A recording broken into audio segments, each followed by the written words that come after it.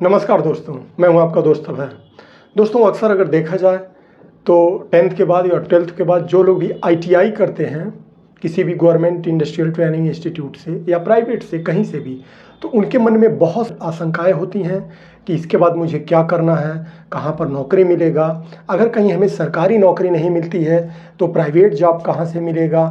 तो आज इसी के बारे में डिटेल में बात करेंगे कि एक आईटीआई प्रोफेशनल्स जो किसी भी प्राइवेट या गवर्नमेंट इंस्टीट्यूट से अपना किसी भी ट्रेड में कंप्लीट करता है तो गवर्नमेंट सेक्टर में अलग अलग फील्ड में कहाँ पर उसको नौकरी मिल सकती है और प्राइवेट सेक्टर में भी उसको कहाँ कहाँ नौकरी मिल सकता है, क्योंकि प्राइवेट सेक्टर भी बहुत ब्रॉड, बहुत स्कोप हो गया है। तो दोस्तों, आइए इसके बारे में डिटेल एक नज़र देखते हैं।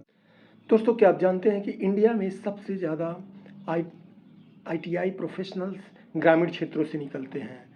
इसके पीछे वजह क्या है कि ग्रामीण क्षेत्रों में इसकी लोकप्रियता बहुत ज़्यादा है। स्पेशली 10वीं के बाद या 12वीं के बाद जो भी स्टूडेंट, अगर उसे कोई विशेष करियर ऑप्शन नहीं दिखता है या उसके परिवार में कोई टेक्निकल फॉरेन में जॉब करता है तो वो आईटीआई करने का प्रयास ज़रूर करता है, या हायर एजुकेशन करने के बजाय वो एक शॉर्ट ड्यूरेशन या एक कोई प्रोफेशनल कोर्स करके नौकरी करना चाहता है तो भी वो आईटीआई करने के लिए किसी न किसी संस्थान में, चाहे वो प्राइवेट हो या गवर्नमेंट हो, उसमें एडमिशन ज़रूर लेता है। ग्रामीण क्षेत्रों में इसकी लोकप्रियता बहुत ज़्यादा है। तो यही वजह है कि पिछले कुछ सालों में हर जगह आईटीआई इंस्टीट्यूट्स बहुत ज़्यादा खोले जा रहे हैं और स्टूडेंट की बढ़ती संख्या भी इसके पीछे एक कारण है। और दूसरी वजह ये है कि भारत सरकार भी स्किल्स डेवलपमेंट प्रोग्राम के अंतर्गत डिफरेंट प्रोफेशनल्स को अलग अलग मतलब स्किल्स में डेवलप करने के लिए कई तरह के प्रोग्राम को कंडक्ट करवा रही है और ऐसे आईटीआई या ऐसे कोर्सेज को प्रमोट कर रही है जो वर्कर्स को जॉब दिलाने में या सेल्फ एम्प्लॉयमेंट में मदद करें। तो दोस्तों, आइए आज हम बात करते हैं कि कौन कौन से करियर सेक्टर हैं जिसमें कोई भी आईटीआई प्रोफेशनल्स अपने 10th या 12th के बाद ज्वाइन करके और एक अच्छा मतलब सैलरी या एक अच्छा करियर ऑप्शन के रूप में चुनाव कर सकता है। तो सबसे पहला हायर स्टडीज, कोई भी आईटीआई होल्डर जिन्होंने फुल टाइम आईटीआई किया है प्लस अप्रेंटिस किया हुआ है उसका, तो उसके बाद वो हायर स्टडी के लिए जा सकता है। डिप्लोमा प्रोग्राम अगर वो करना चाहता है तो डायरेक्ट सेकेंड ईयर में, अपने ट्रेड के सेकेंड ईयर में, जैसे अगर कोई इलेक्ट्रिकल से आईटीआई करता है तो डिप्लोमा इन इलेक्ट्रिकल इंजीनियरिंग के सेकेंड ईयर में एडमिशन मिलेगा। अगर कोई फिटर, सिविल, ड्राफ्टमैन, अलग अलग जितने भी फील्ड हैं उससे करता है, डीजल मैकेनिक, तो वो अपने ट्रेड में डिप्लोमा में सीधे सेकेंड ईयर में एडमिशन मिलता है। तो इस प्रकार से अगर आप आईटीआई करके कोई नौकरी की शुरुआत कर दिए हैं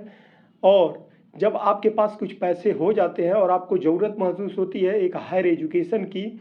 तो आप डिप्लोमा में एडमिशन लेकर के अपने एजुकेशन को, अपने नॉलेज को, अपने जो जॉब प्रोफाइल है उसको बढ़ा सकते हैं। सेकंड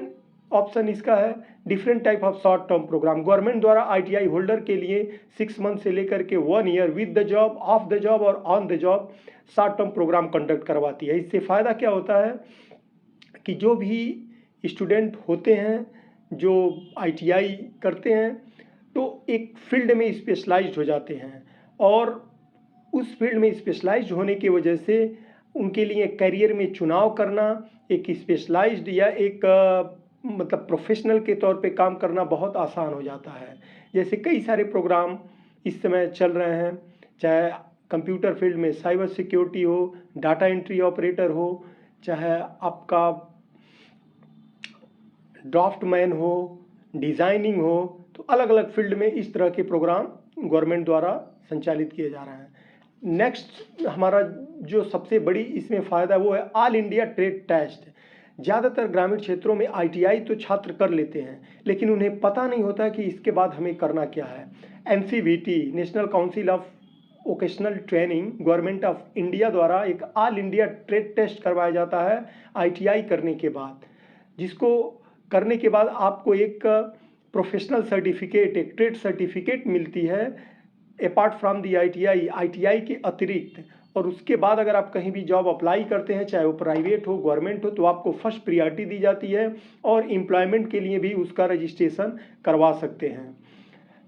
अगर और ऑप्शन देखा जाए तो भारत में अलग अलग जितनी भी गवर्नमेंट कंपनियां हैं, चाहे रेलवे है, BHEL है, NTPC है,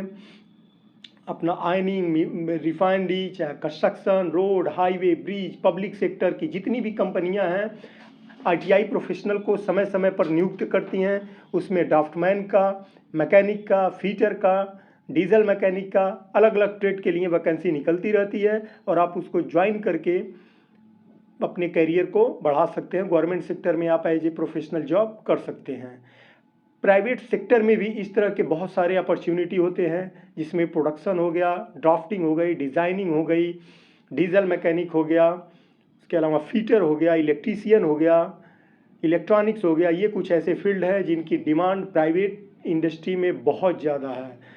इसमें आप इंटर्नशिप के तौर पे शुरुआत कर सकते हैं, इसमें आप एज ए ट्रेनी के तौर पे शुरुआत कर सकते हैं। हो सकता है कि शुरुआत में आपको सैलरी कम मिले, लेकिन एक बार आपको 1 या 2 साल का अनुभव होने के बाद आप एज ए ITI प्रोफेशनल्स आप एक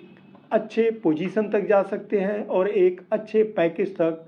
सैलरी ले सकते हैं।